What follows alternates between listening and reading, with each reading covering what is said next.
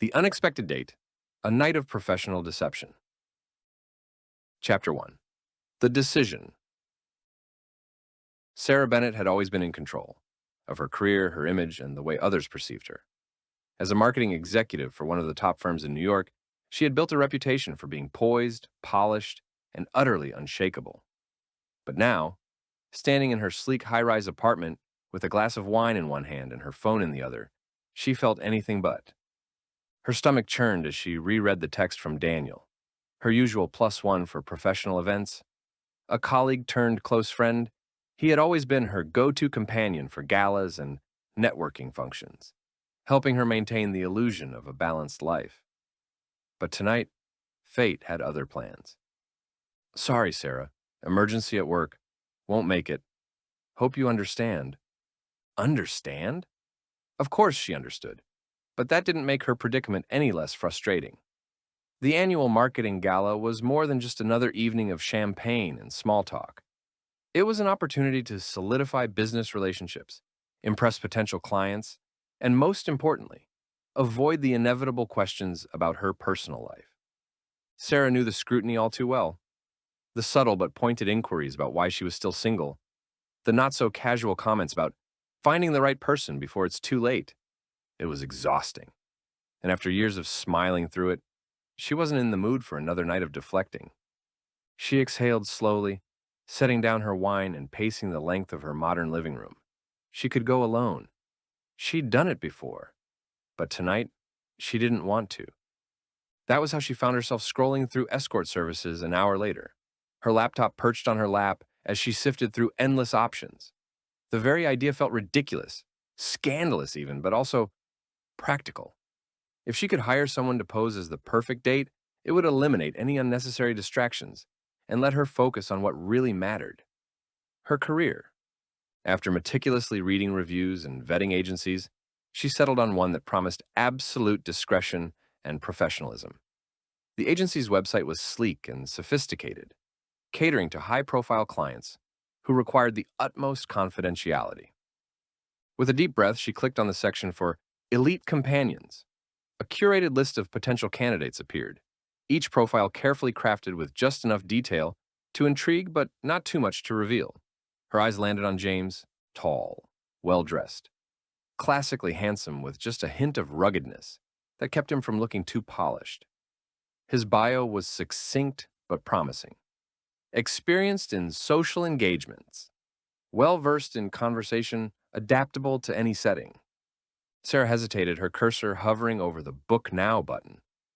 Was she really about to do this? She wasn't the type. But then again, maybe that was the problem. Maybe, just this once, she needed to step outside of her comfort zone. Her heart pounded as she pressed the button. A confirmation email arrived within minutes, followed by a call from a well-spoken woman named Evelyn, who assured her that James was a seasoned professional and would be the ideal choice for the evening. As Sarah ended the call, she let out a breath she hadn't realized she was holding. The decision was made. Now, all she had to do was convince herself she wouldn't regret it. Chapter 2. Preparation and Anxiety. As the evening of the gala loomed closer, Sarah found herself consumed by an unshakable sense of anxiety. She had made bold decisions before, negotiated multi-million-dollar deals, presented high-stakes pitches to skeptical executives, but this felt different. This felt personal. She had never hired an escort before, let alone introduced one as her date. The very thought made her stomach twist in nervous knots. What if someone saw through the ruse? What if James wasn't as professional as the agency claimed? Worse, what if she made a complete fool of herself? Determined to maintain control over the situation, she threw herself into preparation. She agonized over every detail, from the perfect dress to the fabricated backstory she would use in case anyone asked how she and James had met. The story had to be believable but vague enough to prevent any deep questioning. College friends? No, too risky. What if someone asks which school he went to? Work colleagues? No. They'd expect to have seen him before. After hours of deliberation, she settled on a safe, yet unremarkable explanation. They had met at a charity event months ago, and had been seeing each other casually since. It was just enough to keep the conversation from lingering too long. With that settled, she turned her attention to rehearsing introductions.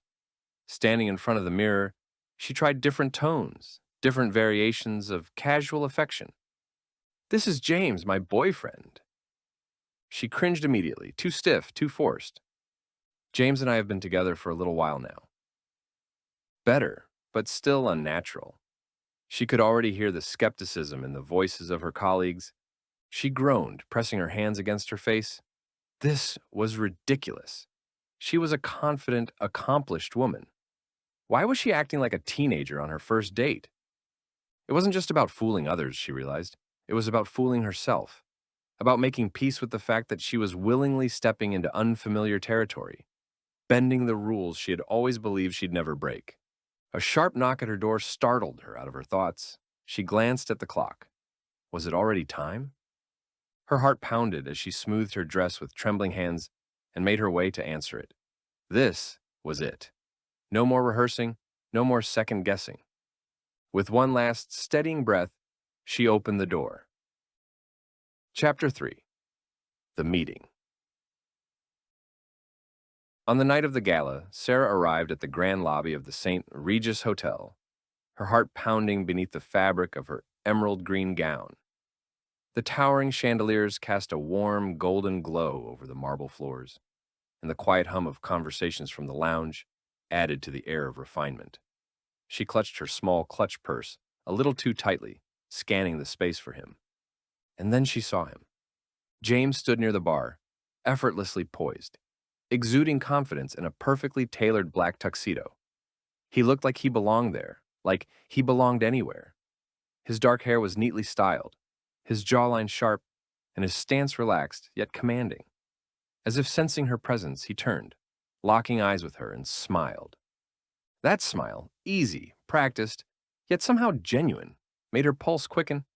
She swallowed hard, pushing down the nervous energy that threatened to overwhelm her. This was a business transaction, nothing more. He was here to play a role, just as she had asked. As she approached, James took the lead, stepping forward smoothly and offering his hand.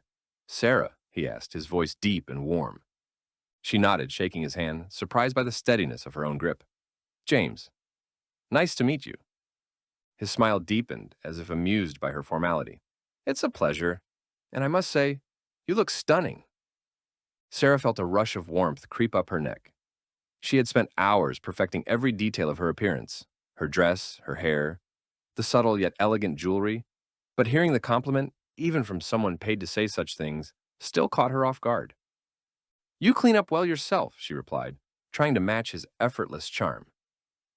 James chuckled, tilting his head slightly as he regarded her. "Are you nervous?" She hesitated, then let out a breathy laugh. "Is it that obvious?" "A little," he admitted, his tone light. "But don't worry. I've done this before. Just follow my lead." The way he said it, smooth, reassuring, but without a trace of arrogance, made her believe him. He glanced at his watch, then back at her. "Shall we?"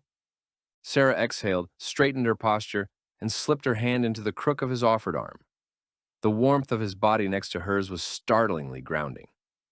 As they stepped out into the crisp night air, walking toward the waiting town car, she found herself wondering just how convincing James could really be. She was about to find out. Chapter 4. The Gala.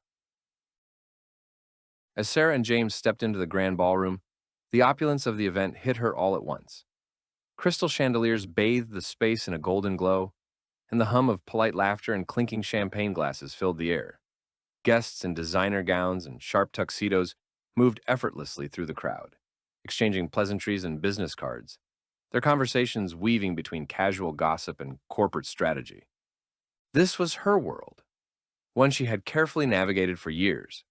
But tonight, for the first time, she wasn't alone. James had been the perfect gentleman from the moment they stepped out of the car, his hand resting lightly at the small of her back as they entered. He exuded an effortless confidence, one that made it seem as if he belonged here just as much as she did. Within moments, Sarah spotted a familiar face. Mark Henderson, one of the senior partners at her firm. a shrewd businessman with a knack for spotting weakness. Mark was the kind of man who loved to pry into personal lives under the guise of friendly conversation.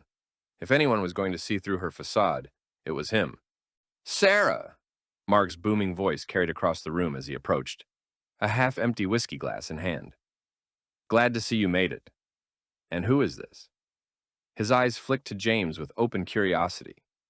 James extended a hand before Sarah could even form a response. James Carter, he said smoothly, offering a firm handshake. It's a pleasure to meet you. Mark raised an impressed eyebrow. Likewise. And how do you two know each other?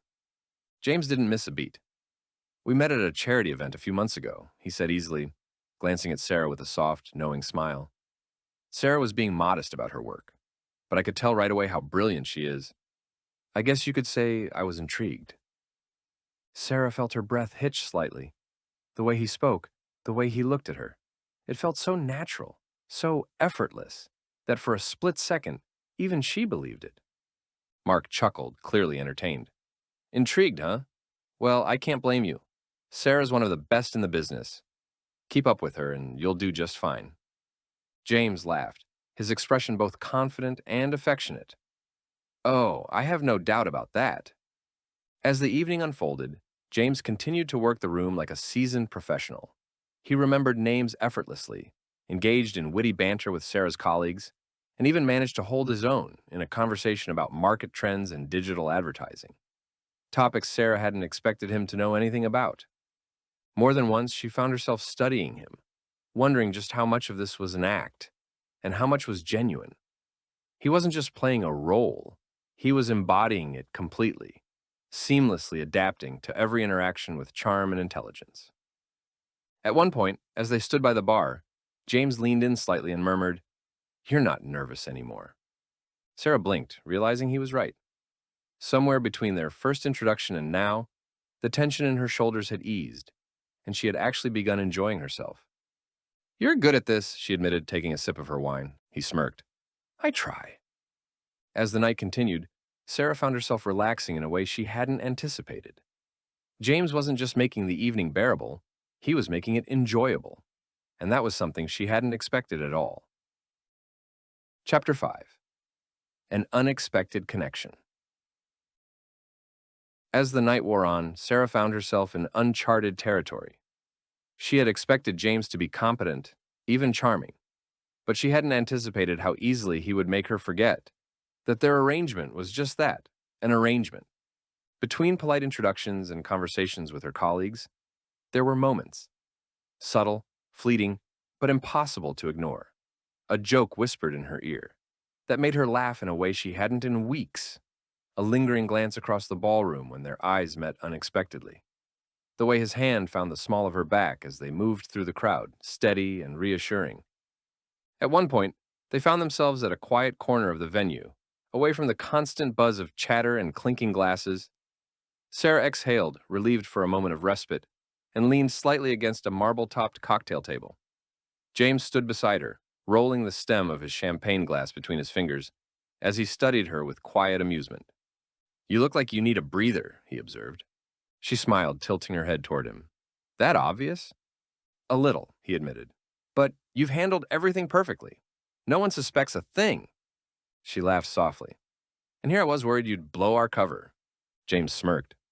I take my job very seriously, Sarah. It was the way he said her name that caught her off guard. Gentle, unhurried, like he wasn't just playing a part, but actually enjoying the role he'd stepped into. Sarah bit her lip, glancing at him. I have to admit, I didn't expect to actually enjoy this. He raised an eyebrow. Enjoy what? She hesitated before answering. Your company. James's smirk softened into something less rehearsed, more genuine. I'll take that as a compliment. You should, she said, surprising herself with her own honesty. There was a beat of silence, charged but comfortable. The sounds of the gala continued around them. Laughter, music, the occasional clink of glasses. But in this small space between them, it was quiet. Sarah wasn't sure when the shift had happened, when the scripted nature of their evening had begun to blur into something more authentic. James set his drink down and leaned in slightly. Let me ask you something, he said, voice lower now, more personal. Is this the kind of night you expected when you made that call? She exhaled, shaking her head with a soft laugh. Not even close. He chuckled, his gaze lingering on her for just a moment too long. And in that moment, Sarah realized something unsettling yet undeniable. This wasn't just a performance anymore. Not for her. And she had no idea what that meant. Chapter 6. A Moment of Vulnerability. As the gala winds down, Sarah and James step out onto the hotel's rooftop terrace, leaving the hum of the event behind. The cool night air brushes against Sarah's skin, a welcome contrast to the warmth of the crowded ballroom. The city skyline stretches out before them, a glittering tapestry of lights, but Sarah barely notices. Her attention is entirely on James, who stands beside her, his presence both grounding and intoxicating. "Thank you," Sarah says softly, her voice barely audible over the distant sounds of the city. "You made tonight easier than I expected." James turns to her, his eyes dark and intense, catching the moonlight. "You don't have to thank me," he replies, his voice low and smooth. "You were the one who held it all together. I just played my part." Sarah shakes her head, a small, nervous laugh escaping her lips. "It felt like more than that. You made it feel real." There's a pause, heavy with unspoken tension. James steps closer, closing the distance between them. His gaze locks onto hers, and Sarah feels her breath hitch. The air between them crackles with electricity, and she can't tell if it's the champagne or the way he's looking at her that's making her head spin. "Maybe it was real," James murmurs, his voice a velvet whisper. "At least, in part." Sarah's heart pounds in her chest as James reaches out, his fingers brushing a strand of hair from her face. His touch is deliberate, lingering, and it sends a shiver down her spine. She should pull away, she knows she should, but instead, she leans into his hand, her lips parting slightly as his thumb traces the curve of her cheek. The world around them fades. The city, the gala, the reasons why this is a terrible idea. All of it disappears. There's only James, his warmth, his scent, the way his eyes seem to see straight through her carefully constructed walls. His other hand finds her waist, pulling her closer until their bodies are almost touching. Sarah's hands instinctively rise to his shoulders, her fingers curling into the fabric of his suit jacket. When their lips finally meet, it's not tentative or cautious. It's hungry, a collision of pent-up longing and raw desire. James's kiss is firm, yet tender, his lips moving against hers with a confidence that makes her knees weak. Sarah responds eagerly, her hands sliding up to tangle in his hair as she presses herself closer to him. His arms tighten around her, one hand splayed against the small of her back, the other cupping her face as if she's something precious. The kiss deepens, slow and deliberate, each movement sending sparks through Sarah's body. She can feel the heat of him through his clothes, the way his heart races in time with hers. His tongue brushes against her lower lip, and she opens to him with a soft gasp, the taste of him intoxicating. Every touch, every breath feels like a revelation, as if they're discovering something neither of them knew they were searching for. When they finally pull apart, they're both breathless, their foreheads resting together as they try to steady themselves. Sarah's chest rises and falls rapidly, her mind a whirlwind of emotions, desire, confusion, and a deep, aching vulnerability. She knows this is crossing a line, but in this moment, she doesn't care. "This wasn't part of the plan," she whispers, her voice trembling. James smiles, a slow, knowing curve of his lips. His thumb brushes her lower lip, still swollen from their kiss. "Sometimes the best moments aren't," he replies, his voice rough with emotion. "They stay like that for what feels like an eternity, wrapped in each other's warmth, the night air cool against their heated skin." Sarah knows this can't last, that reality will come crashing back in soon enough. But for now, she allows herself to savor the connection. The way his arms feel around her, the way his breath mingles with hers. It's a moment out of time, fragile and fleeting, but undeniably real. Chapter 7. The Aftermath. The ride home was quiet, but Sarah's mind was anything but. As the city lights blurred past her car window, She replayed the night's events over and over, each memory sending a fresh wave of emotion crashing through her. The gala had been a success. Her colleagues had bought into the illusion. Her professional image remained intact, and there had been no awkward questions about her personal life. On the surface, everything had gone exactly as planned. So why did it feel like something had shifted? She exhaled sharply, rubbing her temples as if she could massage away the lingering sensation of James's touch. The way his fingers had traced her skin, the way his lips had felt against hers, it hadn't been part of the arrangement, and yet, in that moment, it had felt inevitable. The car pulled up in front of her apartment building, and Sarah hesitated before stepping out, as if the act of crossing the threshold would force her to acknowledge the truth she wasn't ready to face. With a sigh, she thanked the driver and made her way inside, the familiar solitude of her home pressing in around her the moment she shut the door. She kicked off her heels and wandered into the kitchen, pouring herself a glass of wine with slightly unsteady hands. The silence of the apartment felt heavier than usual, the contrast stark after an evening filled with conversation, laughter, and him, James. She had expected professionalism, charm, and perhaps a bit of flirtation. What she hadn't expected was the way he made her feel, seen, understood, like she wasn't just a name on a business card or a title on an email signature. It was disorienting. She had spent years building walls, ensuring that her career always came first, that emotions and personal entanglements wouldn't distract her from success. And yet tonight, those walls had cracked. She took a sip of wine, staring at her reflection in the kitchen window. The woman who looked back at her seemed different somehow, like someone who had just glimpsed a version of herself she hadn't known existed. Her phone buzzed on the counter, snapping her out of her thoughts. Her pulse jumped as she saw James's name on the screen. James, I had a great time tonight. Hope you got home safe. A simple message, polite, casual. But the fact that he had reached out at all sent her heart racing in a way that both excited and unsettled her. She hesitated, her fingers hovering over the keyboard. What was she supposed to say? Thank you? Good night? Acknowledge what had happened between them or pretend it was just another part of the act? With a deep breath, she typed a response.